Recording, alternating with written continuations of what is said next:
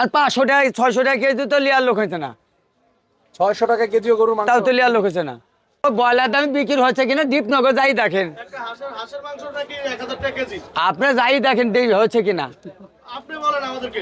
আমার মুখের কাছে না, আপনি দীপনগর যাই দেখেন 600 টাকা কেজি লিয়ার লোক নাই। তাহলে আপনার গরু বিক্রি করতে পারতেছেন না কাকি? আমার 2টা গরু আছে ভাই, হ্যাঁ।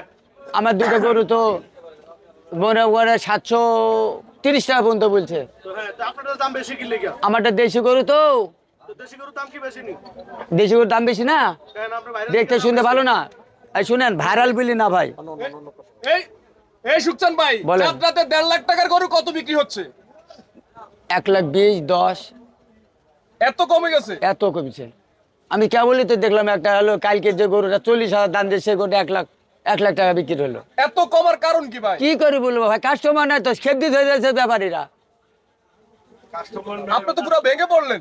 আমি তো ভাঙি ফেলবো, তো এই মানুষের কথা শুনে তো আমিও ভাঙি ফেলতি, কি করে কি হলো। ভাবির থেকে নাকি 10 লাখ টাকা এনে আপনি এই গরুর ব্যবসা করতেছেন, কি হবে এবার? খালি আমি বলি না, কত দূরে ভাবি ঠিনলি আইছে, খালি আমি বলি না। এবার কি বাড়িতে যাওয়া হবে ভাবি?